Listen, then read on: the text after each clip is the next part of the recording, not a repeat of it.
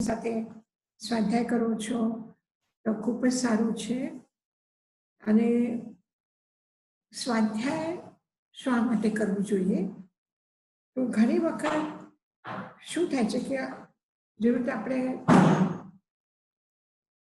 સુઈથી ધાગો મોટો લાંબો લઈને કપડાં સીવા જઈએ તો જે ફાટેલા કપડાને જોડી શકે એ ધાગો ગાંઠ બંધાઈને પછી સીવી નથી શકતા આપણે એનાથી. તો ઘણી વખત એવી જીવનની પુરુષાર્થમાં, જીવનની સાધનામાં બધું કરતા છતાં એવી ગાંઠો પડી જાય છે અને આપણને ખબર નથી પડતી, સાવધાની નથી રહેતી. એટલા માટે થોડું જ્ઞાન હોય, અવેરનેસ હોય તો એનાથી આપણે આ સાધારણ મુશ્કેલી હોય પણ ઘણું અનર્થ કરે તો એના માટે એનાથી આપણે બચી શકીએ. એટલે સ્વાધ્યાય જીવનમાં સ્લીપ થવાનું જે જ્યારે ચાન્સ આવે ત્યારે આપણે બચી શકીએ અને આપણે સુરક્ષિત કરી શકીએ એના માટે સ્વાધ્યાય ખૂબ આવશ્યક છે. અને પરિસ્થિતિના અનુસાર કેવી રીતે જીવન જીવવું જોઈએ એ શીખડાવે છે સ્વાધ્યાય.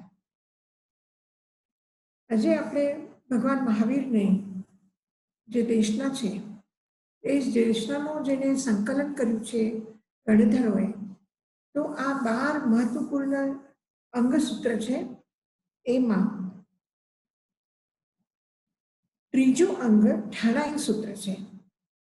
ઠાણ એટલે સ્થાન, એટલે એક સ્થાનમાં શું છે, 2 સ્થાનમાં શું છે, 3 સ્થાનમાં, એટલે સંખ્યાના હિસાબથી એને જે કહેવામાં આવ્યું છે કે એક જ પ્રકારના સંખ્યામાં અનેક વાતો કહી શક્યા એવું જે છે એ ઠાણાઈ સૂત્રની રચના છે. ખૂબ જ અલગ અલગ પદ્ધતિથી સમજાવ્યું છે. એમાં સંખ્યાના માધ્યમથી સમજાવવું અને યાદ રાખવામાં ઈઝી રહે, સમજવામાં ઈઝી રહે એટલે ઠાણાઈ સૂત્રમાં અત્યારે આપણે 4 પ્રકારના 4 સંખ્યાથી શરૂ કરેલી આ સૂક્તિઓ છે. પહેલી સૂક્તિ છે ચૌવિહે સંજમે. સંયમ ક્યાં ક્યાં કરવું જરૂરી છે, સંયમ કેટલા પ્રકારથી થઈ શકે છે એના માટે કહ્યું છે. 4 પ્રકારથી છે. શું છે? મન સંજમે, વૈ સંજમે, કાય સંજમે, ઉવગરણ સંજમે. મનનો સંયમ, વચનનો સંયમ, કાયાનો સંયમ અને ઉપકરણ એટલે સાધનો જે આપણે પદાર્થનો ઉપયોગ કરીએ છીએ અને એનું પણ સંયમ કરવું જોઈએ. એટલે મન, વાણી અને શરીર. અને ચોથું છે સામગ્રી, સાધન સામગ્રી, સાધન પદાર્થો જેનો આપણે ઉપયોગ કરીએ છીએ આપણે જીવન માટે, એ સાધનો. તો એનું સંયમ કરવું જોઈએ.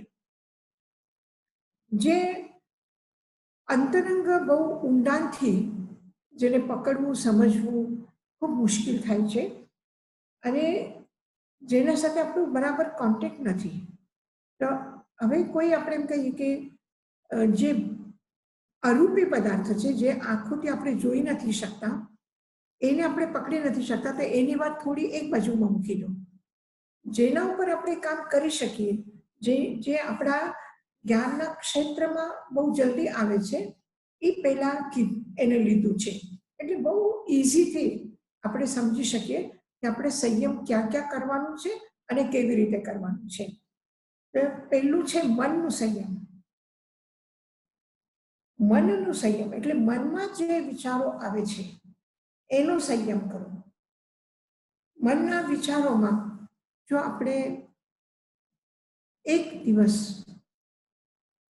જ્યારે વીકેન્ડ હોય ત્યારે આપણે એક 5-10 મિનિટ પણ બેસી જઈએ અને એક નોટમાં, એક કાગળ ઉપર આપણે લખી લઈએ કે આજે મને શું શું વિચાર આવ્યા છે. ગમે તે, સારા હોય, ખરાબ હોય, શુભ હોય, અશુભ હોય, કોઈનું ભલું કરવાનું હશે, કોઈના માટે નુકસાન કરવા જેવા વિચારો હશે, જે પણ હોય એનું શું કોઈ જોશે તો શું કહેશે, કે કોઈ વાંચશે તો શું કહેશે એનો વિચાર કર્યા વગર, કોઈને આપવાનું નથી, કોઈને દેખાડવાનું નથી, કોઈને બતાવવાનું નથી અને પોતે પણ રાખવાનું નથી. એવું એટલે નિશ્ચિત થઈને ખુલ્લા મનથી પોતાના મનના ફક્ત એક દિવસના, અઠવાડિયામાં એક દિવસના વિચાર તમે જોઈ લો. જોયા પછી એને 8 દિવસ પછી તમે જુઓ, એ જે લખ્યા છે એના ઉપર જુઓ તો તમને ખ્યાલ આવશે કે અરે અડધા વિચારો એ તમે નકામું કરે, એનું કંઈ કારણ નહોતું, એની કંઈ જરૂર નહોતી. ઘણી વખત આપણે કંઈ નહીં તો હાથમાં પેન અને પેન્સિલ હોય તો બેઠા બેઠા લખી લઈએ કે કેટલી પ્રકારની લોકો ગાળો આપે છે. એક વખત એમાં મેં શિબિરમાં કરાવ્યું હતું તો એક બેનને પૂછ્યું કે હું તમને અલગથી કહીશ. મેં કહ્યું ઠીક છે. એને મને કીધું કે મારે બધું બસ એક કાગળ પેન આવ્યું હાથમાં એટલે મેં ગાળો લખવાનું શરૂ કર્યું. મેં કહ્યું કાંઈ વાંધો નહીં, બહુ સરસ કર્યું. એટલે જરૂરત વગર કોઈના સાથે ઝઘડો નથી થયું, કોઈને કંઈ અપશબ્દ કહેવાનો વારો નથી આવ્યો, કોઈને કાંઈ નહીં, પણ બેઠા બેઠા મનમાં વિચારો આવ્યા અને લખી લીધું. કાંઈ નહીં તો ઘરમાં કેટલી વસ્તુની જરૂરત હોય એની લિસ્ટ કરી કે મારે માર્કેટ જવું નથી, મારે કંઈ સામાન લાવવું નથી, કાંઈ કરવું નથી, પણ બસ આમસ્તા વિચારો આવ્યા કે આપણે ઘરમાં કેટલી વસ્તુ લાગે છે એની લિસ્ટ કરી આખી. એટલે કેટલા પ્રકારના વિચારો આપણા મનમાં આવે છે. કંઈક એવા લોકો હોય કે મને જો આ સમયમાં એક આટલું મોટું મકાન મળે, આટલા બધા લોકો મળે તો હું એના સાથે શું વાતો કરીશ, એના પાસેથી શું અપેક્ષા રાખીશ, એ બધું હું લખી લીધું. અરે ભાઈ, એ મકાન છે તારી પાસે? નથી. મકાન લેવાના સગવડતા છે? નથી. પછી પણ એક જાણે કે સ્વપ્ન જોતા હોય, જેવી કે કલ્પના જગતમાં જીવતા હોય એવી રીતે આપણે ઘણી વખત વિચાર કરીએ છીએ. તો જ્યારે આ બધું આપણે અને આવે વિચારો જાય, એક હવાની ઝોકાની જેમ વિચારો આવે છે અને જાય છે. એ જાય આવે ને જાય બરાબર છે, પણ ઘણી વખત શું થાય છે કે ક્યારે ક્યારે એ વિચારો સાથે આપણે સંકળાઈ જઈએ અને એ વિચારોના સાથે એવા ભાવ એવા ઘણી વખત આપણે ભૂતકાળમાં અતીતમાં કોઈના સાથે કંઈક વાંધો આવ્યો, કોઈના સાથે ઝઘડો થયો તો એ બધું યાદ કરીએ છીએ અને એના ઉપર વિચાર કરીને રડીએ છીએ કે અરે રે, ઘણી વખત એવું થાય છે કે આટલું સારું સમય મળ્યું અને આપણે કંઈ કર્યું નથી, એનો અફસોસ થાય છે. તો અગત્યની વાતો કેટલી છે અને વ્યર્થની વાતો આપણે કેટલી વિચારીએ છીએ. જ્યારે વિચાર કરીએ છીએ ત્યારે ખબર ન પડે, પણ જ્યારે આપણે લખીને લઈશું ત્યારે આપણને ખ્યાલ આવશે કે અરે આટલા બધા ફાલતુ વિચારો કર્યો, એના કરતાં કંઈક બીજું વિચાર્યું હોત, એના કરતાં કંઈ સારું વિચાર્યું હોત તો કેવી મજાની વાતો થશે, કેવું એટલું સારું થશે. હું તમને એક વાર્તા કહું, એક કહાની કહું. એક વખત શું થયું કે એક વ્યાપારી સમુદ્રથી વ્યાપાર કરવા માટે એક વ્યક્તિ જતો. પહેલા ફ્લાઇટથી આટલી બધી યાત્રા નથી થતી હતી, સમુદ્રની યાત્રા કરતા હતા લોકો. જતો તો જતા જતા એમાં એક નિર્જન પ્રદેશમાં આવી ગયો. એની નાવ ડગમગાઈ ગઈ, તુફાનમાં આવી ગઈ અને એ ક્યાંય નૌકા તૂટી ગઈ, એ ક્યાંક વયું ગયું બધું. અને એક જેમ તેમ કરીને બચાવીને એક એરિયામાં એ પહોંચી ગયો. ત્યાં કોઈ વ્યક્તિ નહીં, કોઈ માણસ દેખાય નહીં, કંઈક એવા સિસ્ટમ એવા કોઈ ચિહ્ન દેખાતા નથી કે અહીંયા કોઈ લોકો રહેતા હશે કે કંઈક ખાવા પીવાનું મળશે કે કંઈ શું કરીએ. હવે આટલો સમય થયો, એને ભૂખ લાગી, તરસ લાગી, પણ હવે શું કરીએ તો કંઈ નહીં.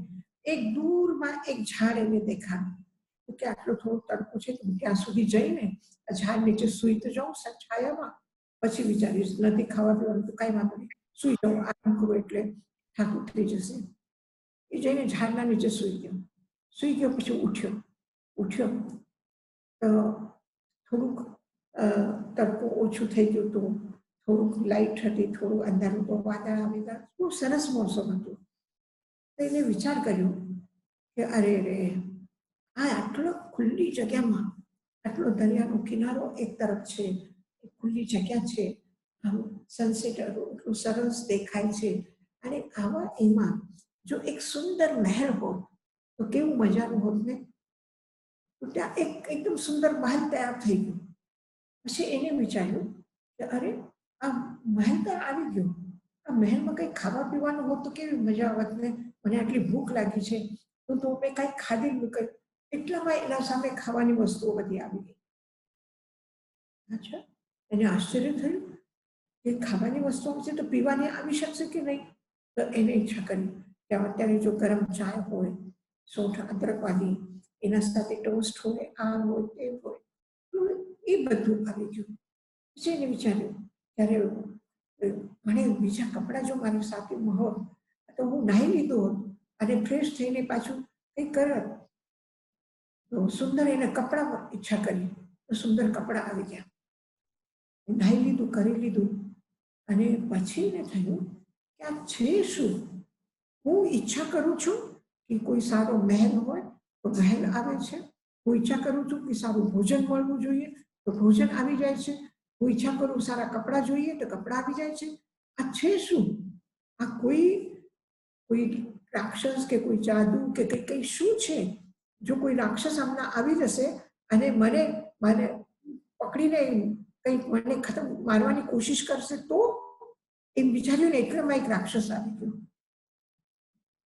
તો આ સારા વિચારો કરતા કરતા કરતા સુવિધા જોઈએ, આ જોઈએ, આ જોઈએ, અપેક્ષા ઈચ્છા પૂરી કરવાની કરે અને એ કરતા કરતા ક્યાં વળી આવી ગયો ખરાબ વિચારમાં. ભયભીત થયું કે કોઈ રાક્ષસ ના આવી જાય, કોઈ મને મારી નહીં નાખે. અરે ભાઈ, રાક્ષસનો વિચાર એના કરતા દેવોને કોઈને બોલાવ્યા કોઈ સુંદર મંદિર આવી જાય એમ કેમ ના વિચાર કર્યું કે હું બેસીને ત્યાં હવે નાહી લીધું, કરી લીધું તો હું સ્વાધ્યાય કરું કે આ કરું. હવે સારા વિચારો કેમ ના આવે? એક સારી જગ્યા ઉપર પહોંચીને પણ બધી સુખ સુવિધા મળ્યા પછી પણ એવા ખરાબ વિચારો પણ ક્યાંક આવી જાય છે. તો વિચારોનું એક તોફાન છે આપણા અંદરમાં અને એ તોફાનને આપણે શાંત કરવું છે. તો કેવી રીતે કરી શકીએ? તો થોડું પ્રેક્ટિકલી મનનું સંયમ. તમે તમારા મન ઉપર સંયમ કરો કે કમસે કમ હું મારા જીવનમાં ખરાબ વિચાર નહીં કરું, સારા વિચાર કરું. મારા જાત માટે પણ હું સારું વિચારું અને બીજા માટે પણ હું સારું વિચારું. મારું સારું થવા માટે બીજાનું ખરાબ થાય આવું હું ન વિચારું. એટલે ખરાબમાંથી બચીને સારામાં આવું આટલો પણ આપણે પ્રયત્ન કરીએ તો આપણને ખૂબ મોટો સંયમ થઈ શકે છે. અને એ કરવા માટે કઈ નહીં, આપણે લખી લેવાનું. પછી 8 દિવસ પછી જોવાનું એમાં કેટલા સારા વિચારો તો કેટલા ખરાબ હતા. જે ખરાબ છે એના ઉપર ટીક માર્ક કરો અને ભાવ કરો કે આવા વિચારો મારે નથી કરવા. અને પછી સારામાં પણ ઠીક છે કે આ જોઈએ, આ જોઈએ, આ જોઈએ, આ જોઈએ, પણ કેટલું જોઈએ, કોના માટે જોઈએ, શું કામ જોઈએ, કેટલું જરૂરી છે, કેટલું અનાવશ્યક છે, કેટલું આવશ્યક છે, એનું આપણે ટીક માર્ક કરીએ. એમાં તો એવું લાગશે કે 100માંથી ફક્ત 10 એવા વિચાર છે કે જે બરાબર છે. મેં બરાબર વિચાર્યું હતું, મેં બરાબર પ્લાનિંગ કર્યું હતું, મેં બરાબર એ કર્યું હતું અને મારું ટાઈમ ટેબલ હું બનાવું કે મારે સવારના કેટલા વાગે ઉઠવાનું છે, કેટલા વાગે નાસ્તો કરવાનો છે, કેટલા વાગે જમવાનું છે, પછી બચવાના ટાઈમમાં શું કરવાનું છે, એ બધું આપણે વિચારીએ. તો એ વિચારીને જ્યારે આપણે ટાઈમ પ્રમાણે ગોઠવીએ તો પહેલી વખતમાં આપણે થોડુંક જ એવું ગોઠવી શકશું કે જે વિચાર્યું હતું, જે પ્લાનિંગ કર્યું હતું એ પ્રમાણે આપણે કામ કર્યું. તમે બીજી વખત પાછું કરો તો એમાં એનાથી પણ વધારે ફેર પડશે. ત્રીજી વખત કરો એનાથી પણ વધારે સારું થશે. અને પછી એમ થશે કે જેટલું મેં વિચાર્યું છે, જેટલું મેં એક ટાઈમ ટેબલ બનાવ્યું છે અને જેટલું વિચાર્યું એટલું હું કરી શકું છું. જેટલું વિચાર્યું છે એ આવશ્યક વિચાર્યું છે અને જે વિચાર્યું એ પ્રમાણે હું કરું છું. તો એ પદ્ધતિથી મન ઉપર સંયમ આવી શકે છે. જ્યારે પણ મનમાં ક્રોધના વિચારો આવે, કોઈના માટે કોઈનો ખરાબ કરવાનો વિચાર આવે, એ વખત આપણે કોઈ બીજી પ્રવૃત્તિ કરીએ. જ્યારે ખરાબ વિચાર આવે ત્યારે આપણે બીજી પ્રવૃત્તિ કરીએ તો એમાંથી આપણે મનને ડાયવર્ટ કરી શકીએ. એટલે અશુભ તરફથી મનને ડાયવર્ટ કરીએ, શુભમાં લાવીએ તો આ પણ એક મનનું સંયમ છે. જેટલું બને એટલું અનાવશ્યક કાઢી નાખીએ અને આવશ્યક કરીએ એટલું આ મનનું સંયમ છે. તો આ પ્રકારે મનનું સંયમ થઈ શકે છે. પછી બીજું છે વાણીનું સંયમ. વાણીનું સંયમ પણ કેટલું આવશ્યક બોલીએ છીએ, કેટલું અનાવશ્યક બોલીએ છીએ. એક જ વાત કેવી છે પણ એને આટલું લાંબુ કરીને બોલીએ કે સાંભળનાર થાકી જાય અને સાંભળવા વાળાનો ઇન્ટરેસ્ટ ઓછું થાય. પછી એ ઇન્ટરેસ્ટ ન લાગે તો આપણને એવું લાગે આપણને ઇગ્નોર કરે છે, મારી વાત તો કોઈ સમજતા નથી, મારે કોઈ સારો રિસ્પોન્સ આપતા નથી. પછી આપણે એના ઉપર જે બોલવું છે એ કેવી રીતે બોલવું જોઈએ, કેવી રીતે બોલવું જોઈએ કે જેનાથી બીજાને સાંભળનાર વ્યક્તિને પ્રસન્નતા થાય, એ મારી વાતનો ઇગ્નોર ન કરે, એ સાંભળવામાં રુચિ લે. તો કઈ જાતથી મારે બોલવું જોઈએ એના ઉપર પણ આપણે થોડું વિચાર કરીએ અને એ પ્રકારે આપણે બોલીએ તો ઘણું મોટું આ વાણીનો સંયમ છે. વાણીનો સંયમ એકદમ મૌન રાખીને પણ થાય અને વાણીનો સંયમ કેવું બોલવું જોઈએ, કેટલી જે વસ્તુમાં એક ટેબ્લેટ લેવાથી જો કોઈ પણ તકલીફ હોય, શરીરની માથું દુખતું હોય કે ટેમ્પરેચર હોય, એ જો ટેબ્લેટ લેવાથી મટી જતું હોય તો ઇન્જેક્શન લેવાની જરૂરત નથી ને. તો પછી ત્યાં આપણે નથી જતા. પછી કોઈના સાથે વાત કરવી હોય તો એક નોર્મલી વાત કરીને પણ, એક પ્રેમથી વાત કરીને પણ કામ થતું હોય તો અનાવશ્યક ઉત્તેજનામાં આવીને બોલવાથી અને ક્રોધ કરીને બોલવાથી અથવા નારાજગી દેખાડીને બોલવાથી એ કરવાની જરૂરત નથી. તો પછી આપણે અનાવશ્યક કરી રહ્યા છીએ.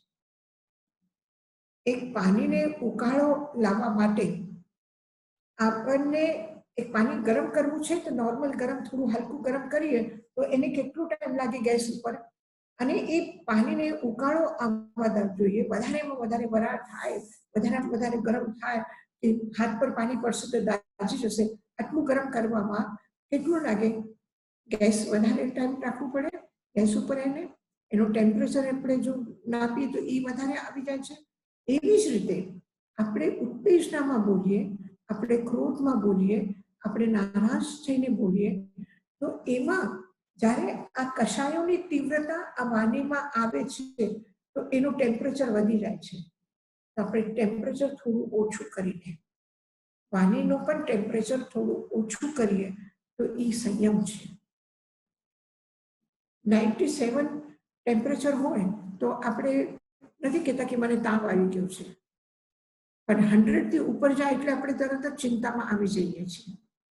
તો કેટલું એના કોઈ પણ વાતને કહેવા માટે આપણી વાણી કેટલી મીઠાશ ભરેલી હોવી જોઈએ અથવા કેટલી ઉત્તેજનામાં હોવી જોઈએ, કેટલું ગરમ થઈને કેવું જોઈએ, એ પણ એક વિવેક, એ વાણીનો સંયમ છે. તો બીજું છે વાણીનો સંયમ. જો અનાવશ્યક વાણીનો પ્રયોગ ન થાય, જેટલું જરૂરત છે એટલું જ બોલીએ, જેટલા જોરથી બોલવાની જરૂરત છે એટલા જ જોરથી બોલીએ. બે વ્યક્તિ સાંભળનાર હોય અને આપણે રાડો પાડીને ચિલ્લાઈને બોલીએ તો એ અનાવશ્યક આપણે એનર્જીનો ઉપયોગ કરી રહ્યા છે. તો અનાવશ્યક એનર્જીનો ઉપયોગ એ દુરુપયોગ છે. આ વાણીનો સંયમ આ છે કે એનો દુરુપયોગ નહીં કરો. તો વાણીનો સંયમ, કાય સંયમે, કાયાનો સંયમ, અનાવશ્યક ક્રિયા કરવી, જરૂરત વગર ક્રિયા કરવી, આ કાયાનો સંયમ છે. તો એને પણ તો તમે તમારા પાસે બહુ લિમિટેડ એનર્જી છે, તમારા પાસે સાધનો બહુ ઓછા છે અને ઓછા સાધનોમાં વધારેમાં વધારે સારામાં સારું કરવું હોય તો આપણે એક વસ્તુ ઉપર આપણી ધ્યાન હોય.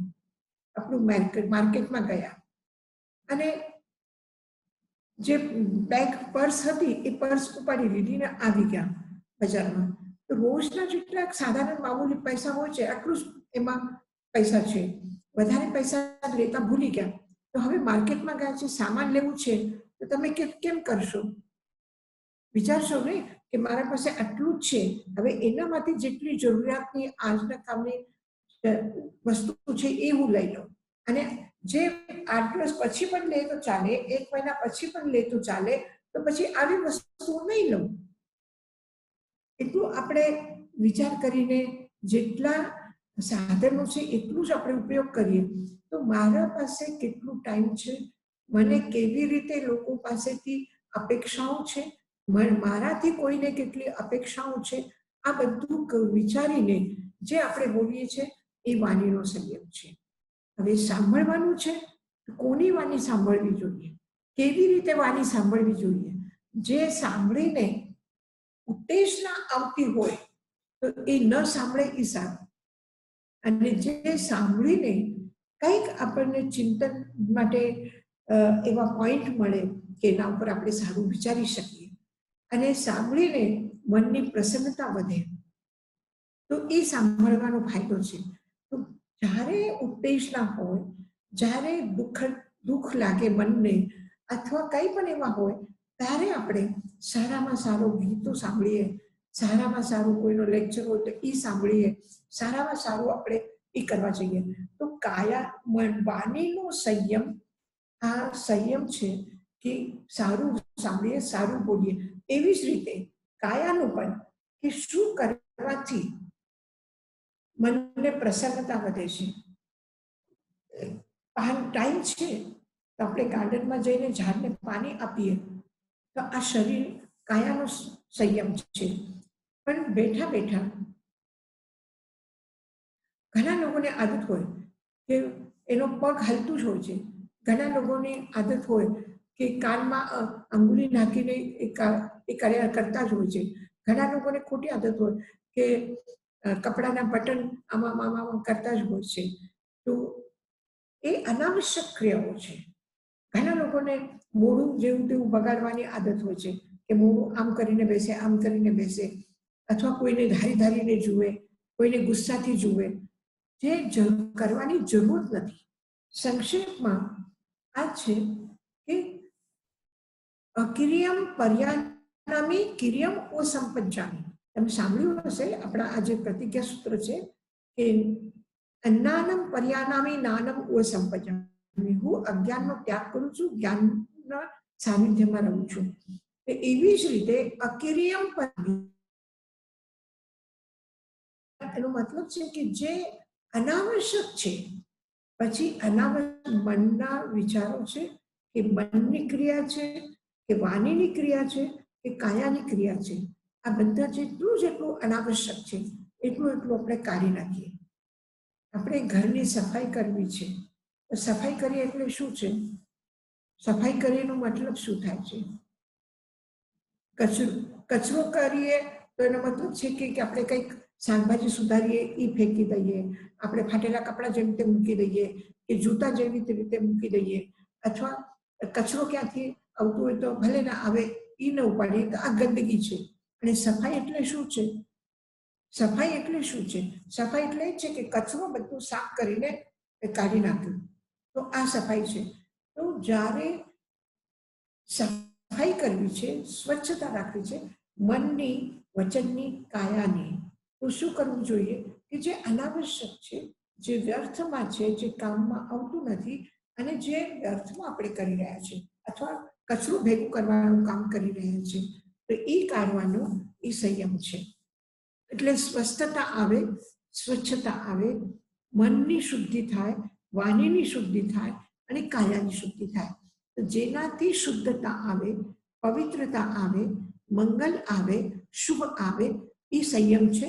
અને જે અશુભ છે એને હટાવી દઈએ, અકલ્યાણનું આપણે જે છે એ હટાવી દઈએ, તો આ બધું અસંયમ છે. તો અસંયમમાંથી સંયમમાં આવું, આ મનનું, વચનનું, કાયાનું. હવે આ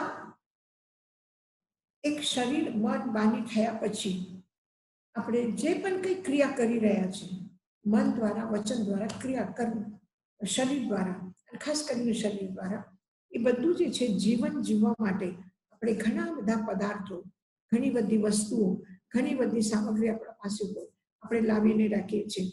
તો એનો સંયમ કરો. એમાં પણ વિચારો કે કેટલી જરૂરત છે. લાવીને ખાલી અલમારીમાં જ મૂકી દેવાનું, એનો ઉપયોગ નહીં કરવાનું, અને પછી વર્ષ નીકળી જાય, 2 વર્ષ નીકળી જાય, પછી એ આઉટ ઓફ ફેશન થઈ ગયું, એ કલર ડલ થઈ ગયું, એ પડી પડીને ખરાબ થઈ ગયું, તો પછી વસ્તુ ખરાબ થઈ જાય એટલે વાપરવાનું નહીં અને પછી ફેંકી દેવાનું, અથવા જેમ તેમ પડ્યું હોય તો પડ્યું હોય એમ સ્ટોર કરીને રાખી દઈએ. તો એના કરતા જેટલું આવશ્યક છે એટલું રાખો, અનાવશ્યક ન રહે.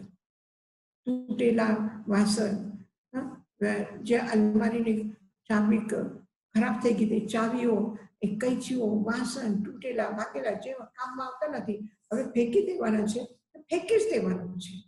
એને રાખી મૂકવાની કે નહીં, કોઈને કામ લાગશે, કોઈને કામ લાગશે. એ કોઈને કામ નથી લાગતું અને એ આપણને કામમાં લઈ લે છે વ્યર્થમાં. તો એ વ્યર્થ વસ્તુઓ ભેગી કરીને આપણે વ્યર્થ જીવન આપણું વ્યર્થ થાય છે. એના માટે વ્યર્થ વસ્તુ ન રાખીએ, ઉપયોગની વસ્તુ રાખીએ, અને આપણો ઉપયોગ લેવાનું પૂરું થઈ ગયું, વધારાનું છે તો કમસે કમ બીજાના ઉપયોગમાં આવે એટલું તો આપણે કરી શકીએ છીએ. હવે રસોઈ બનાવી પછી આપણે બધા જમી લીધું અને હવે વધ્યું છે તો એને સ્ટોર કરીને રાખવાની જરૂર નથી. એ કોઈને આપો કે કોઈને કામ આવે, એ રાખવા જેવી વસ્તુ નથી. અને આવા વસ્તુને રાખીને ડમ્પ કરીને અને આપણે પરેશાન થઈએ છીએ. તો ઉપકરણ સંજમે. હવે આ ઉપકરણ સંજમમાં એવું તો નથી કે તમે જરૂરત છે તો પણ નહીં વાપરો. આ કહેવા માંગે છે, એ કહેવા માંગે છે કે જેમ છે એમ ચલાવો. કંઈ તમારી કોઈ દિવસ કોઈ પ્રસંગ ઉપર જવું હોય તો સારા કપડાં જોઈએ, કોઈના વસ્તુ બાજારમાં જાઓ, સારી વસ્તુ ગમે છે એ લેવાની છે, તો પછી શું કરીએ? લઈ લો, કંઈ વાંધો નહીં. તમારી ઈચ્છા છે, તમે ઈચ્છાનું દમન પણ નહીં કરો, પણ સારામાં સારું વાપરો, સારામાં સારું રાખો. પણ જે અનાવશ્યક છે એ કાઢો. સંયમનો મતલબ એ નથી કે તમે એકદમ સાવ નમાલ્યા જેવા રહો, તમે કંઈ સારી એ નહીં કરો. હવે મારે પેન્સિલ લાવીને શું જરૂરત? કાંઈ લખીને શું લખવાનું છે? શું જરૂરત છે? એવું નહીં. તમને લખવાનો શોખ છે, તમને આવડત છે, તમે સારા વિચારો લખી શકો છો, તો લખી લો. પેન્સિલ રાખો, સારું કાગળ રાખો, બધું રાખો. પણ જે લખીને પછી એ રફ થઈ ગયું છે એને કાઢી નાખો. તો આ શું છે? ઉપકરણ સંયમ. સંયમના નામ ઉપર એક અભાવમાં જીવવું એવું નથી. સંયમનો અર્થ છે અનાવશ્યક નહીં રાખો, વ્યર્થની ચીજો નહીં રાખો, અને જેટલું બને એટલું સારામાં સારું એનું વાપરો, સારામાં સારી વસ્તુ વાપરો અને સારામાં સારો એનો ઉપયોગ કરો. આ ઉપકરણ સંજમે, મન સંજમે, વૈ સંજમે, કાય સંજમે, ઉપકરણ સંજમે. સંક્ષેપમાં અશુભમાંથી શુભ આવો અને શુભ કોઈનો થાય એના માટે પ્રયત્ન કરો. મન સંજમ, ચૌવીએ સંજમે. 4 પ્રકારના સંયમ કહ્યા છે. મન સંજમે, વૈ સંજમે, કાય સંજમે, ઉપકરણ સંજમે. મનનો સંયમ, વાણીનો સંયમ, કાયાનો સંયમ અને ઉપકરણનો સંયમ, પદાર્થોનો સંયમ. યશાજી મહારાજ મથેનું અંદામને આગલી વખત તમે પ્રસન્નચંદ્ર રાજાનો આમાં એક્ઝામ્પલ આપ્યો હતો, એ જરા ફરીવાર સમજાવો તો આમાં કઈ રીતે આપને પ્રસન્નચંદ્ર રાજાની સ્ટોરી ફિટ કરી હતી? અચ્છા, બહુ યાદ રાખ્યું છે તમે. રાજગૃહની આ ઘટના છે ભગવાન મહાવીરના યુગની. અને ત્યાં સરસ વૈતરણી નદીના કિનારે પૌષ મહિનાની ઠંડીમાં, અને હજી પણ એવી ઠંડ પડે છે રાજગીરમાં કે બરફ નથી પડતું, પણ એટલી ઠંડ પડે છે કે પાણી બરફ જેવું થઈ જાય છે. લાગે છે જાણે એટલી વરાળ, એટલું એ કંઈ દેખાતું નથી, કાંઈ નથી, એકદમ ખૂબ ઠંડ થઈ ગઈ છે. અને આવા ઠંડીના દિવસોમાં નદીના કિનારા ઉપર ઠંડ હોય તો વધારે ઠંડુ લાગે.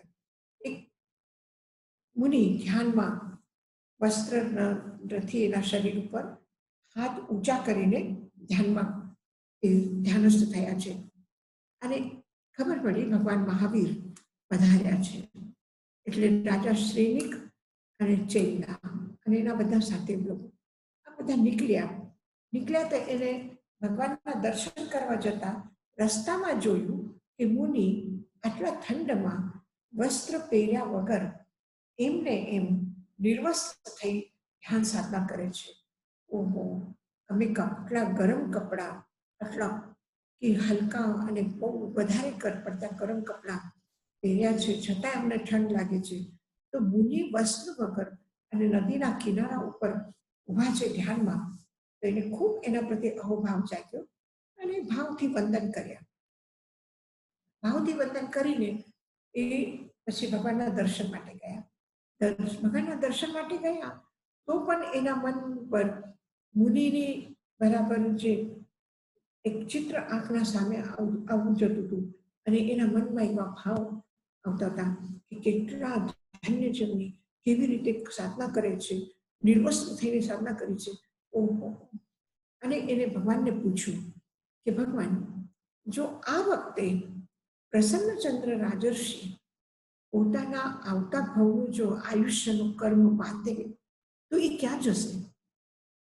રાજા સૈનિકનો પ્રશ્ન. અને ભગવાન એને કહે છે કે આ સમયમાં જો પ્રસન્નચંદ્ર રાજર્ષિ આયુષ્યનો બંધ કરે તો સાત્વી નરકમાં જશે. રાજા શ્રેનિકને થયું કે અરે, ઠંડના લીધે મારા કાન ઉપર પણ અસર થઈ ગઈ. ગરમ લૂ ચાલે તો પણ સાંભળવાના શક્તિ ઉપર એનો પ્રભાવ પડે છે અને ઓછું સંભળાય છે. અને બહુ ઠંડ પડે તો લોહી જામી જાય એવી ઠંડ હોય તો પછી સાંભળવામાં જોવામાં ફરક પડી જાય. તો એને એવું લાગે છે કે ઓહો, આ ઠંડનું મારા કાન ઉપર અસર થઈ ગઈ છે અને મને કંઈ સંભળામાં કંઈ ફેર પડ્યું લાગે છે. આવા મુનિ કંઈ આયુષ્યનો બંધ કરે તો નરકના આયુષ્યનો બંધ કેવી રીતે કરશે? ઓહો, કંઈ ભૂલ થઈ મારી સાંભળવામાં. એમ કરીને થોડી વાર પછી પાછું ભગવાનને પૂછ્યું કે ભગવાન, આ મુનિ જો આયુષ્યનો બંધ કરે તો એ ક્યાં જશે? કયા ભાવનો આયુષ્ય કરશે? તો ભગવાન કહે છે પહેલી નરક. કે પહેલા મેં સાંભળ્યું હતું કે ભગવાન કહે છે સાત્વી નરક અને હવે કે છે પહેલી નરક. ઓહો, ભગવાન તો કોઈ દિવસ આવી વાણી બોલે નહીં. એ જો પહેલા સાતમું કીધું તો હમણાં પણ સાતમું જ કે હવે નહીં બદલાય. તો શું ફરક થઈ ગયો? કંઈક મારાથી ભૂલ થાય છે. એને પોતાના ભૂલ ઉપરથી પણ થતું હતું અને મુનિને જાણવાની પણ જિજ્ઞાસા હતી. હવે શું કરું વિચાર કરતા. ઓહો, આવા મુનિ જો હમણાં જો કે કેવલ જ્ઞાન પણ થઈ શકે નહીં, એટલામાં એને કેવલ જ્ઞાનની ધૂંધબી સાંભળી. તો સાંભળવાના અવાજ કે ધૂંધબી કેમ વાગે છે? તો ભગવાન કહ્યું કે જે મુનિના વિષયમાં તે મને પ્રશ્ન પૂછ્યું 2 વખત, એ મુનિને કેવલ જ્ઞાન થઈ ગયું. કે ભગવાન, મારા સાંભળવામાં એમ આવ્યું કે આપ પહેલા સાત્વી નરક બોલ્યા, પછી પહેલી નરકનું કીધું અને હવે તમે કહો છો એને કેવલ જ્ઞાન થઈ ગયું. એ મુનિની એ ધ્યાન સાધના એટલી ઉત્કૃષ્ટ હતી કે નરકનું બંધન કેમ કર્યું હશે? કંઈક મારાથી ભૂલ તો નથી થઈ કે ના? રાજાશ્રી, તે બરાબર સાંભળ્યું છે. કે પછી એવું કેમ થયું કે એકદમ સાત્વી નરકના બંધનમાંથી કેવલ જ્ઞાનમાં આવી ગયા? રાજા કીધું કે જો તું ભગવાન મહાવીર રાજા સૈનિકને કહે છે, તું જ્યારે મુનિના દર્શન કરતો હતો ત્યારે તારા પાસે એક તારો ગુપ્તચર વ્યક્તિ તને આવીને હાથ જોડીને તને સમાચાર આપ્યા કે એક રાજાએ દીક્ષા લીધી છે ભગવાન પાસે અને એને એના પુત્રને ઉત્તરાધિકાર સોંપીને એને દીક્ષા લીધી છે. પણ એ બાળક હજી નાનો છે. હવે નાનો બાળક આખા રાજ્યને કેવી રીતે સંભાળી શકે? એટલે એના જે શત્રુ હતા, બીજા જે રાજાઓ હતા, જેને એમ થયું કે આ પ્રસન્નચંદ્ર રાજર્ષિને તો જીતવું બહુ મુશ્કેલ હતું, પણ આ નાનું બાળક યુદ્ધને હજી સમજતું નથી, એની એટલી તાકાત નથી, એટલો કંટ્રોલ નથી સેના ઉપર કે એ રાજ્ય યુદ્ધ જીતી શકે. એટલે એને યુદ્ધ કર્યો એને જીતવા માટે અને એને હરાવીને એનો રાજ્ય લેવા માટે. આ આટલી વાત કહીને સેવક તો ત્યાંથી નીકળી ગયો. પણ એ વાત સાંભળી રાજા શ્રેનિકને પણ એને કંઈ બહુ સિરિયસ લીધું નથી, કારણ કે એનો ધ્યાન મુનિના તરફ હતું. એ વાત સાંભળી મુનિ પણ, અને મુનિ જ્યારે વાત સાંભળી ત્યારે એને થયું કે મેં મારા દીકરાને રાજ્ય સોંપીને ભગવાન પાસે દીક્ષા લીધી છે, તો આ જે યુદ્ધની વાત કરે છે તો જરૂર આ મારા દીકરાની વાત થશે. મારા દીકરાને કમજોર સમજીને, નાનું સમજીને મારા શત્રુ જે મારી સામે આવવાની હિંમત નહોતા કરતા હતા, તો યુદ્ધ શું કરે, કોઈ દિવસ એને મારા સામે માથું ઊંચું નહીં કર્યું, અને હવે મારા બાળકને નાનું સમજીને યુદ્ધ કરે છે, તો હું હજી જીવતો બેઠો છું, હું તને યુદ્ધમાં સરખી રીતે દેખાડીશ. એમ વિચાર આવીને એ એકદમ યુદ્ધ ક્ષેત્રમાં ઉતરી ગયો અને યુદ્ધ કરવા લાગ્યો કે આને માર્યો, આને આમ કર્યું, આ બચી ગયો, આ કર્યું. એટલું વ્યૂહ રચના એના આખા સેનાની એને તૈયાર કરી, મનના એનાથી યુદ્ધ કર્યા. જ્યારે મેં કીધું કે મન સંયમે, મનનું સંયમ ક્યાં સુધી તૂટે છે કે યુદ્ધના વિચાર કરીને એ એટલું એના સાથે ક્રૂરતાથી વર્તાવ કરે છે, વિચારો કરે છે, અને છેલ્લે વિચારે છે કે હવે એને હરાવી દીધું છે અને હું મારો આ મુગુટ કાઢીને મારા દીકરાના માથા ઉપર ચડાવી દઉં. અને મુગુટ કાઢવા ગયા તો ક્યાં છે માથા ઉપર, અને એને ધ્યાન આવ્યું કે અરે મેં તો દીક્ષા લીધી, અને આ શું વિચાર્યું, આવા વિચારો કરવાની મારી શું જરૂર, મેં દીકરાને બરાબર પ્રશિક્ષણ આપ્યું છે, એને તૈયાર કર્યા છે, એ એના પોતાના હિંમતથી કરશે બધું. અને દીકરો નાનો છે પણ મંત્રીઓ છે, સેનાપતિ છે, એ સૌ પોતાના રીતે મેં છોડ્યું એટલે છોડી દીધું. એમ વિચાર કરીને પાછા અશુભમાંથી શુભમાં આવ્યા. જ્યારે એને રાજા શ્રેનિક પ્રશ્ન કર્યું હતું અને ભગવાન કીધું કે 7મા નરક ઉપર, ત્યારે એના મનમાં યુદ્ધ ચાલ્યા હતા. જ્યારે પાછું એને પશ્ચાતાપ થવા લાગ્યું ત્યારે ફરીથી શ્રેનિક પ્રશ્ન પૂછે છે, તો એ કહે છે કે પહેલું નરકમાં જાય છે. અને હવે જ્યારે અફસોસ થયું, શુદ્ધ ભાવમાં આવ્યા, ત્યારે એને કેવલ જ્ઞાનની ભગવાને દુંદભી વાગ્યાનું કહ્યું. તો આવી રીતે મનના પરિણામ કેટલા પરિવર્તિત થાય છે એ વિચારોના આધાર ઉપર ભાવ બદલાઈ જાય છે. વિચારોના આધાર ઉપર ભાવ શુદ્ધમાં પણ ઊંચાઈ ઉપર જાય છે, અને પડે છે એટલે નરકના પણ વિચાર કરવાનો એ મૂકતો નથી. તો એટલા માટે મન સંજમે. પ્રસન્નચંદ્ર રાજર્ષિ જે 2 કિનારા ઉપર જાય છે, એમાં એક નહીં અનેક દાખલાઓ છે કે બાહુબલી 1 વર્ષની લાંબી સાધના કરી, પણ બસ મનમાં એક આગ્રહ હતો કે હું મારા નાના ભાઈને કેમ પ્રણામ કરું, એક અહંકાર હતો, અને એ અહંકારના લીધે એને કેવલ જ્ઞાન ન થયું. પણ જ્યારે બ્રાહ્મી અને સુંદરીને સમજાવ્યું કે તમે અહંકારના હાથી ઉપર બેઠા છે, એ ત્યાંથી ઉતરો તો કેવલ જ્ઞાન થશે. અને બેનની વાત સાંભળીને એ સમજી ગયા શેનો અહંકાર. જ્યારે બધું જ મૂકી દીધું પછી અહંકાર કયા વસ્તુનો, કયા ચીજનો, આ બહારના જગતમાં આ ઉપકરણ, આ પદાર્થો મળ્યા, સત્તા મળી, રાજ્ય મળ્યું, સુખ મળ્યું, એનો અહંકાર, શેનો અહંકાર. આ વસ્તુ આજે છે ને કાલે નથી, અમારું જીવન પણ આજે છે ને કાલે નથી, કોનું અહંકાર કરું. તો એ બધું વિચાર બાહુબલી જ્યારે કરે છે તો એને કેવું જ્ઞાન થાય છે. તો મન સંયમે, તો મનનું સંયમ, વાણીનું સંયમ, કાયાનું સંયમ અને પદાર્થનું સંયમ. આવ્યું ધ્યાનમાં? હા યશાજી મહારાજ. હાજી, થેન્ક યુ યશાજી મહારાજ. હાજી હાજી. હવે આપણે બીજી 4 સૂક્તિ છે, આપણે સાથે જ લઈએ એને, અને આજે આ પૂરી કરી લઈએ. એને નરકમાં કોણ જાય છે, કયા કારણથી નરકમાં જાય છે, તો મોહનીય કર્મ આ બધા સંસારને નચાવી રહ્યું છે. નરકમાં પણ મોકલે, સ્વર્ગમાં પણ મોકલે, કેવલ જ્ઞાન પણ થાય, બધું જ થાય. તો આ કોના લીધે થાય? તો મોહનીય કર્મના કારણથી. અને મોહનીય કર્મ એટલે શું? કષાય. તો કષાય ક્રોધ, માન, માયા, લોભ આ જ્યારે તીવ્ર હોય, ઉગ્ર હોય, લાંબા સમયના હોય, એને સ્થિતિથી પણ લાંબા અને રસથી પણ તીવ્ર કટુ એવા જ્યારે હોય છે ત્યારે વ્યક્તિ નરકમાં જાય છે. તો આ 4 આગળના સુક્તિમાં નરકમાં કોણ જાય છે એ બતાવ્યું છે. પવ્યરાઈ સમાનમ ઓહમ અનુપવિઠ્ઠે જીવે કાલમ કરેઈ નેરયેસુ ઉવજ્જંતી. એ કાલ કરીને મૃત્યુ પામીને નરકમાં ઉત્પન્ન થાય છે, નરક ગતિ તરફ આત્મા જાય છે. શેના લીધે? કે જેવી રીતે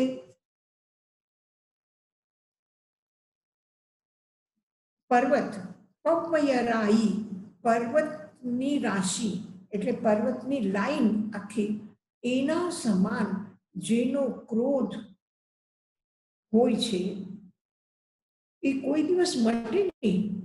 અનુપવિઠ્ઠે એ કોઈ દિવસ નાશ પામતું નથી. એક સાધારણ ઢગલો હોય ઊંચો, થોડો 2-5 ફીટનો હોય, 10 ફીટનો હોય, અને કોઈને ત્યાં કન્સ્ટ્રક્શન કરવું હોય તો એ બુલડોઝરથી હટાવીને જમીન પ્લેન કરીને કામ કરશે. કોઈને ગાર્ડન બનાવવું હોય તો પ્લેન કરીને કરશે. તો નાના મોટા હોય તો એ તો કોઈ પણ વખત મટી શકે છે, કોઈ વખત ખતમ થઈ શકે છે. પણ જે ઊંચા ઊંચા પહાડ છે, જે મજબૂત દૃઢ પહાડ છે, એને કોઈ જલ્દી તોડી ન શકે, એવી જે પથ્થરોની, કડક પથ્થરની જે પર્વતો છે, એની જે લાઈન છે, એકાદ નહીં આખી લાઈન છે લાંબી શિખર, એવા પર્વતોના જેમ ક્રોધ જે છે એ કોઈ દિવસ મટે નહીં. એવું જે એને ક્રોધ આવે છે, આવી આત્મા, આવું ક્રોધ જેના આત્મામાં પ્રવેશ કરી ગયું છે, પ્રવેશ કર્યો એટલે આત્મા અને કર્મ એકબીજામાં કેવી રીતે આવી જાય છે, કેવી રીતે પોતાનો પ્રભાવ પેદા કરે છે. તો એક બહુ સુંદર ઉદાહરણ દાખલો છે. કષાય આત્મામાં કેવી રીતે જાય છે. આત્મા તો શુદ્ધ છે, પણ આ કર્મ પરમાણુ આત્મ પ્રદેશ ઉપર રહીને આત્માને કેમ એના અનુકૂળ, એના સ્વભાવની જેમ બનાવી દે છે. આત્માનો સ્વભાવ કેમ આત્મા છોડી દે છે? તો એક લોઢાનો ગોળો છે, બોલ છે લોઢાનો, અને એ લોઢાનો બોલ તમે અગ્નિમાં નાખો તો એ શું થઈ જશે? ગરમ થઈ જશે.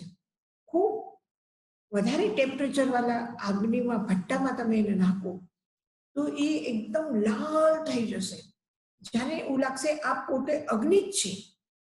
લોઢાનો કલર, લોઢાનું, જ્યારે તમે એને અગ્નિમાં નાખ્યું ત્યારે તમે હાથમાં પકડીને નાખ્યું, પણ હવે અગ્નિમાંથી એને કાઢો તો તમે હાથમાં પકડીને નહીં કાઢી શકો. તો એવું, તો અગ્નિ ક્યાં દેખાય છે અલગ? લોઢું ક્યાં અલગ દેખાય છે? નથી દેખાતું. એ ગરમ અગ્નિ, એનો તાપ એ લોઢાના અંદર સુધી ગયો છે, અને એનો કલર પણ આખું ચેન્જ થઈ ગયું છે. તો એવી રીતે કષાયો જે છે આત્માના અંદર એવા રીતે જાય છે કે આત્માનો સ્વભાવ બદલાઈ જાય છે.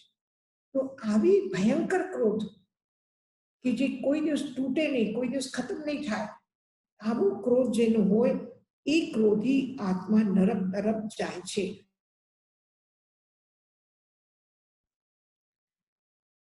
પવ્યરાઈ સમાનમ કોહમ, પર્વતની લાંબી લાઈન જેવા ક્રોધ જ્યારે એ આત્મામાં પ્રવેશ કરી ગયો હોય તો ત્યારે એ કાલમ કરે, ત્યારે એ ક્રોધ કરવા વાળો વ્યક્તિ કાળ ધર્મને પામીને નેરયેસુ ઉવજ્જતી, નરકમાં ઉત્પન્ન થાય છે, નરક તરફ લઈ જાય છે.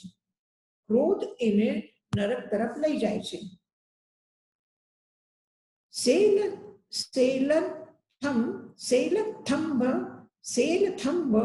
સમાને માનમ અનુપવિઠ્ઠે જીવે કાલમ કરે ઈ નેરયેસુ ઉવજ્જંતી.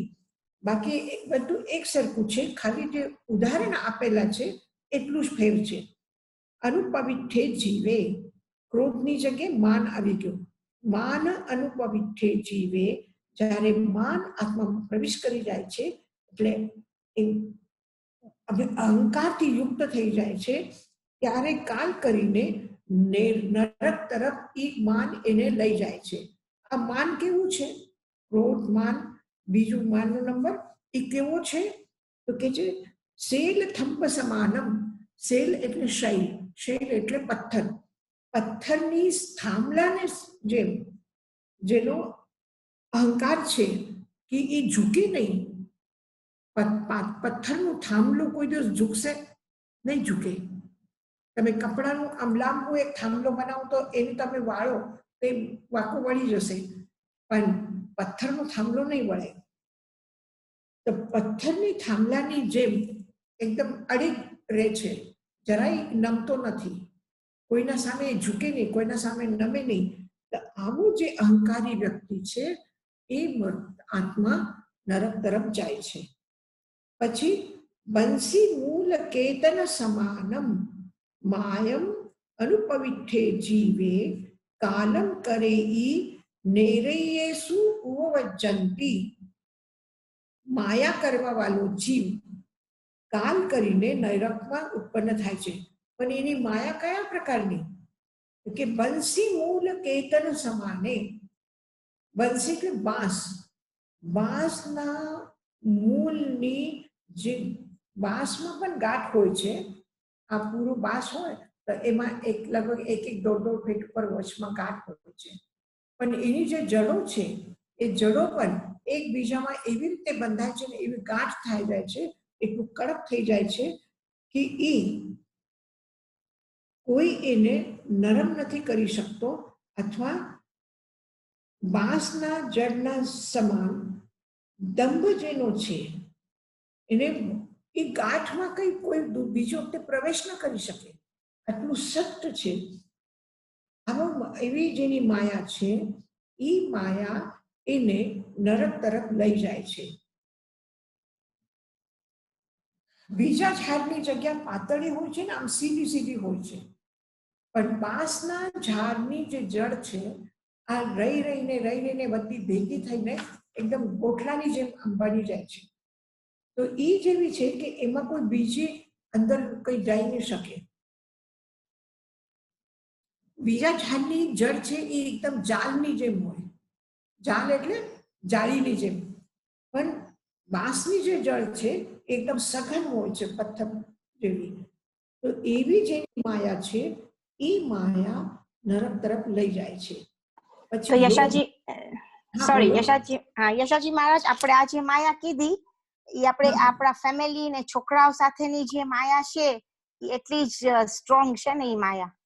ના, આ માયા શબ્દ જે છે ને બહુ અલગ અલગ અર્થમાં છે. જેને આપણે છોકરા પ્રતિ માયા કહીએ કે ઘર પ્રતિ માયા કહીએ, કે આ માયા શબ્દ જે છે આ આસક્તિમાં છે, મોહમાં છે. પણ આ જે માયા છે એ માયા કપટ અર્થમાં છે. હા, ઓકે, કપટ અર્થમાં. હા, બરાબર છે. ધોકો કરીએ કોઈને, એવું ફૂસલાવીને જે જગ્યા ઉપર ન જવું જોઈએ એ જગ્યા ઉપર એને બરાબર મોકલી દઈએ. હા, નેગેટિવ માયા છે. હા, બોલીને એને ફસાવીને એને કરીને પછી. હા, ઓકે, થેન્ક યુ. કિમિરાગ રક્ત વત્થ સમાનમ લોભમ અનુપવિઠ્ઠે જીવે, કાલમ કરે ઈ નેરયેસુ ઉપવજ્જતિ. કૃમિરાગ એટલે મજીઠાનો રંગ, એક રંગ હોય છે થોડું લાલ કલર જેવું. ગુજરાતીમાં કયો કલર કહે? રાણી કલર જેને કહીએ ને આપણે, લાલ પણ નહીં, પિંક પણ નહીં, અને એક વચનું બીજું રંગ હોય છે એને ઓરેન્જ કલર. ઓરેન્જ પણ નહીં, થોડું લાલ, થોડું પિંક જેવું, અને એમાં શાઇનિંગ હોય છે. જે ઘણી વખત લગ્નમાં જે ડ્રેસ પહેરે છે ને તો એ લાલ પણ નથી હોતું, બ્રાઉન પણ નથી હોતું. યશાજી મહારાજ મરૂન મરૂન કલર. હા હા હા, મરૂન પણ નહીં, મરૂન થોડો ચોકલેટી કલર ઉપર જાય છે. મજેન્ટા. હા, મજીઠા, મજીઠા કહે છે સંસ્કૃતમાં. મજીઠાનો રંગ જે છે એ રંગ, અને બહુ પાક્કું હોય છે. ગમે તેમ કરો એ તમે ગરમ પાણીથી ધોવો, તમે સોડાથી ધોવો, તમે એ રંગમાં ફીકો નહીં પડે. કિમી રાગ રક્ત, એનાથી રંગાયેલું વસ્ત્ર, એના સમાન જેનું લોભ છે, એ લોભ અનુપવિઠ્ઠે જીવે. એ લોભથી રંગાઈ ગયેલો જીવ આત્મા નરક તરફ જાય છે. એટલે આવું લોભ એને આત્માને નરક તરફ લઈ જાય છે. જે રીતે મજીઠા રંગથી રંગાયેલો વસ્ત્ર ગમે તેટલું ધોવો તો એ રંગ ફીકું નથી પડતો, એવી જેનો લોભ છે એ લોભ આત્મા તરફ લઈ જાય, આત્માને નરક તરફ લઈ જાય છે. એટલે અત્યંત તીવ્ર લોભ, અત્યંત તીવ્ર માયા, અત્યંત તીવ્ર અહંકાર, અત્યંત તીવ્ર ક્રોધ, આ જે છે આ નરકમાં લઈ જાય છે. એટલે નરકના આયુષ્યનો બંધ આ કોણ કરે છે? મોહ કરે છે. મોહ કેટલા પ્રકારનું? ક્રોધ, માન, માયા, લોભ. આ જે છે આ નરક તરફ લઈ જાય છે. યશાજી મહારાજ સોરી બીના. બીના આ જ્યારે નરકનું બંધ ક્યારે, જ્યારે આયુષ્ય કર્મ બંધ થતું હોય અને ત્યારે આ અનંત અનુબંધી કશાય હોય તો નરકમાં લઈ જાય, એવી જ નામ છે. હા, આ જે આયુષ્ય કર્મનું બંધ જે છે એ જે વ્યક્તિનું જેટલું જીવન છે એનું ત્રીજું ભાગ, એટલે 60 વર્ષનું કોઈનું આયુષ્ય હશે તો પહેલા 40 વર્ષમાં આયુષ્યનો બંધ નહીં થાય. 40 વર્ષ પછી 60 વર્ષના અંદરમાં એ જે 20 વર્ષનો સમય છે એના ગમે તે હિસ્સામાં આયુષ્યનો બંધ થઈ શકે છે. તો એ જે ત્રીજા હિસ્સામાં જ્યારે બંધ થાય છે એ આયુષ્યના બંધના વખતે એના ભાવ કયા છે? એ જો અત્યંત તીવ્ર કષાયમાં હશે તો નરકનું બંધ થશે.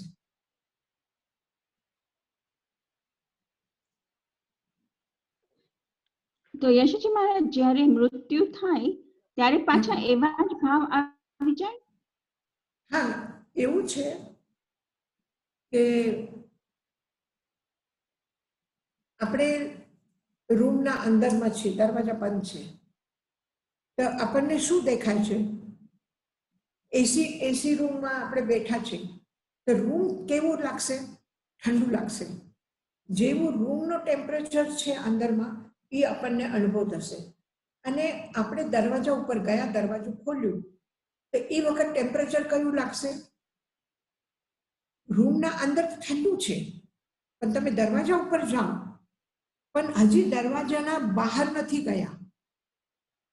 દરવાજાના બહાર જાઓ તો બીજા રૂમમાં ગયા કે વરંડામાં ગયા કે હોલમાં ગયા, તો ત્યાંનું ટેમ્પરેચર ત્યાં એસી નથી, તો ત્યાં જે ટેમ્પરેચર છે એની અસર તમારા બંધ રૂમના દરવાજા ઉપર આવે છે.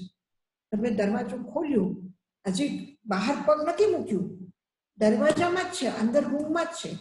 કલ્પના કરો આ મનુષ્ય ભવનું રૂમ છે અને એ મનુષ્ય ભવમાં આપણે છીએ અને અત્યારે અહીંયા ફૂલ એસી છે, એકદમ ઠંડક છે, બહુ સારી રીતે આપણે તે કરીએ. અને હવે દરવાજો ખોલીને બીજા રૂમમાં જવું છે, પછી તિર્યંચનું છે કે નરકનું છે જે પણ છે એ બીજા રૂમમાં જવું છે, ત્યાં ટેમ્પરેચર છે. નરકમાં છે ને બહુ વધારે ટેમ્પરેચર છે.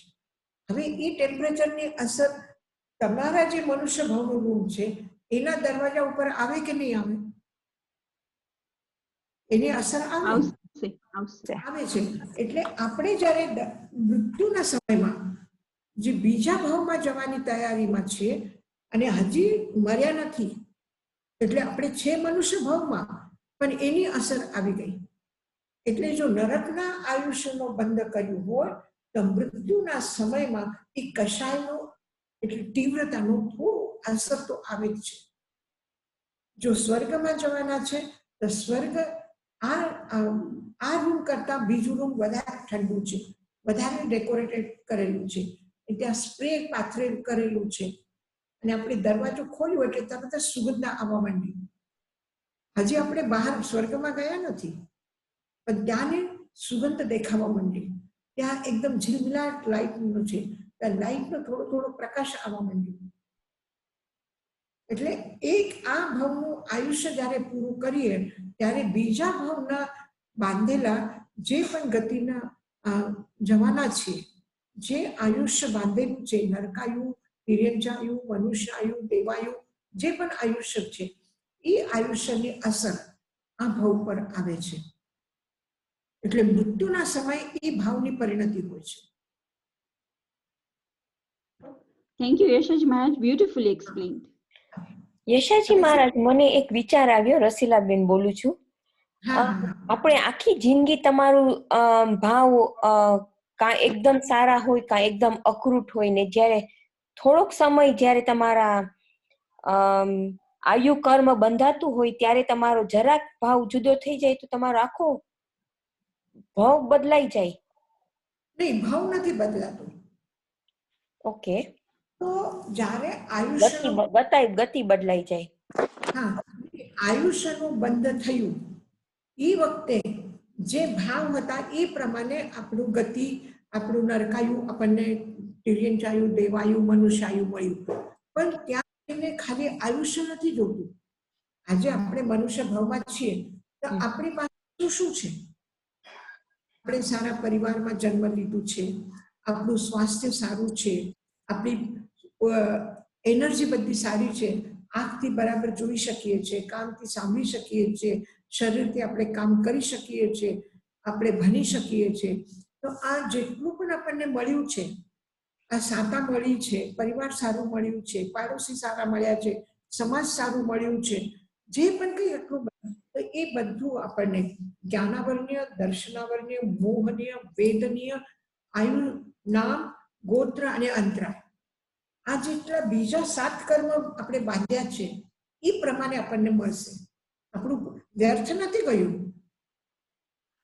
Okay, thank you. ઓકે યશાજી મહારાજ, મારે પૂછવું હતું, આ બીનાને તમે આન્સર કર્યું, પણ તમે તીવ્રની વાત કરો છો, એટલે આ કશાય એકદમ ખરાબ કશાય આપણે ઈચ્છ્યા હોય કે આપણે વિચાર્યા હોય કે એના ઉપર છે? ઘણી ફેર આપણે કશાય કરતા હોય પણ એકદમ ખરાબ કશાય ના હોય, આપણા વિચારો એટલા ખરાબ પણ ના હોય, પણ ખરાબ હોય, એટલે આ ડિગ્રીની વાત આવે છે. તો આમાં કઈ ડિગ્રીનું આવે કે ખાલી ખરાબ જ, ગમે તે તમે ખરાબ વિચારો, જરાક પણ ખરાબ વિચારો એટલે ખરાબમાં ખરાબ, ખરાબમાં ખરાબ, ખરાબમાં ખરાબ. વર્સ્ટમાં વર્સ્ટ. Okay, thank you.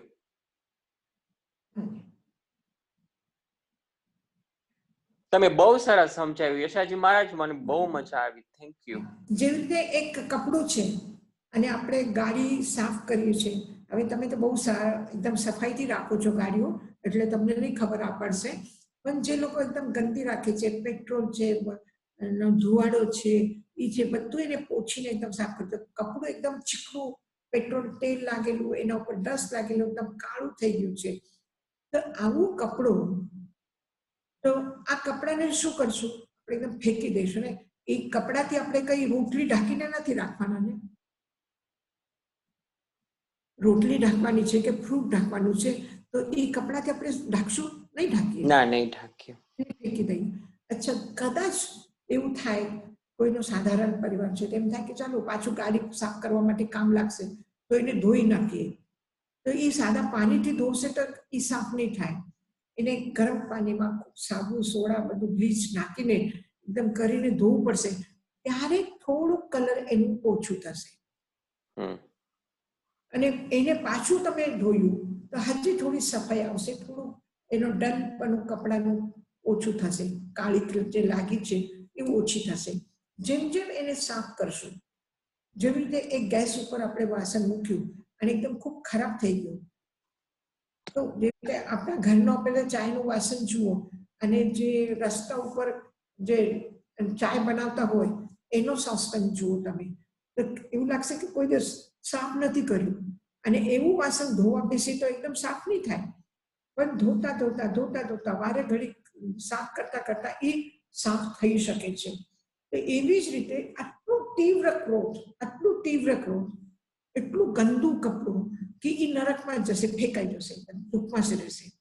પણ એને સાધનાના દ્વારા એ કરીને સાફ કરીને કરશું તો પછી તિર્યંશમાં જશું, પછી મનુષ્યમાં જશું, પછી દેવગતિમાં જશું.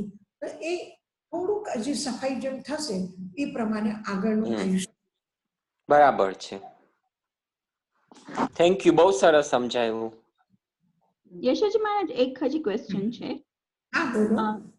જે કૃષ્ણ ભગવાન અને શ્રેનિક રાજાનું જે આયુષ્ય કટ થયું હતું, 7મી નરક two May B 4th or 1st નરક, તો ત્યારે ખાલી દલિકો બધા ભેગા થઈ ગયા હતા અને પછી બંધ થયું કે કેવી રીતના થયું?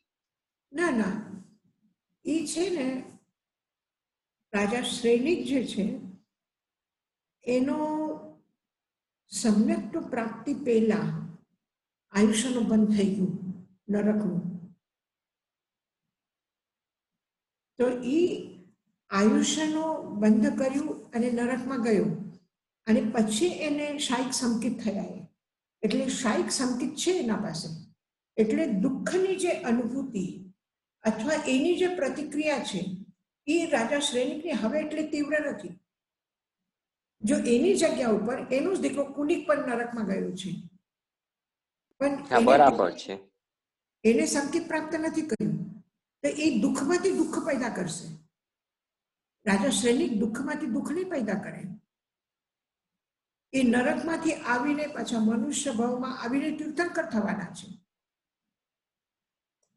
પણ કુનિક નથી થવાનું. અને કુનિક શું, બીજા ઘણા બધા જીવો ગયા છે, જેવી રીતે તંદુલ મચ્છ છે એ છે. તો એ તો ઘણા એવા હશે કે નરકમાંથી ખાલી આવીને એક બે ભાવ કરશે, પાછા નરકમાં જશે. યશાજી મહારાજ, જેમ કૃષ્ણ વાસુદેવ નેમિનાથ ભગવાને કીધું નહોતું, પણ એને આટલા 500 સાધુને વંદન કર્યું, તો એમ કહેવાતું હતું કે એનું આયુષ્ય 7મી નરક થી 4થી કે 3જી નરક સુધી કપાઈ ગયું. તો ઈ કેવી રીતના થયું? કારણ કે આયુષ્ય બંધ નહોતું થયું 7મી નરકનું. ના, ત્યાં સુધીમાં બંધ નહીં થયું, સંભાવના હતી.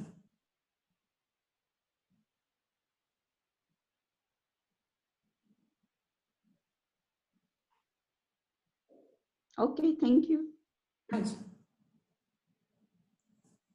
આ જે કર્મની, જેને આપણે તમને શાસ્ત્રીય કર્મગ્રંથના શબ્દમાં કહું તો ઉદ્વર્તના, અપવર્તના અથવા સ્થિતિઘાત, રસઘાત જે થાય છે કર્મનું, એ મોહનીય કર્મનું થાય છે. સ્થિતિઘાત અને રસઘાત જે થાય છે એ મોહનીય કર્મનું થાય છે. તીવ્રમાંથી મંદમાં આવે એ રસઘાત છે, અને સ્થિતિઘાત એટલે કે જે લાંબી અવધિ છે એ ટૂંકી થઈ જાય. તો આવું જે કર્મમાં સંક્રમણ થાય છે અથવા પરિવર્તન થાય છે એ આયુષ્ય કર્મનું નથી થતું. Okay, thank you. યસ.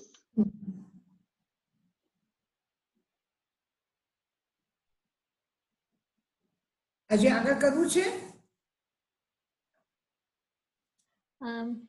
યશાજી મહારાજ,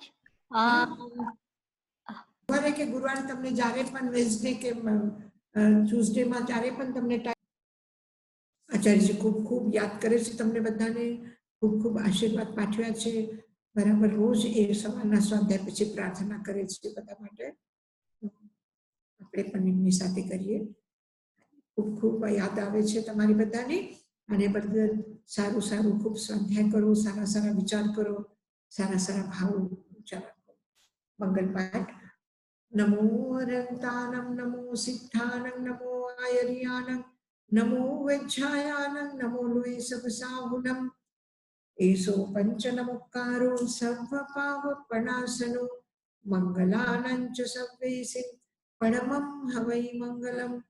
ગુરુદેવ की आज्ञा चत्तारि मंगलम पर्यंता मंगलम सिद्धा मंगलम साहु मंगलम केवलीपणत्तो धमो मंगलम चत्तारि लघुत्तमा रन्ता लघुत्तमा सिद्धा लघुत्तमा साहु लघुत्तमा केवलीपणत्तो धमो लघुत्तमो चत्तारि शरणं पवज्जामि अरहन्ते शरणं पवज्जामि सिद्धे शरणं पवज्जामि साहु शरणं पवज्जामि केवलीपन्नतं धम्मं शरणं पवज्जामि अरहन्तो का शरणा सिद्धो का शरणा साधु का शरणा केवली प्रवृत्ति दया धर्म का शरणा चार शरणा दुख हरना सुख करना और शरणा नहीं कोई जो भवे प्राणी आदरे तो अक्षय। हाँ जी।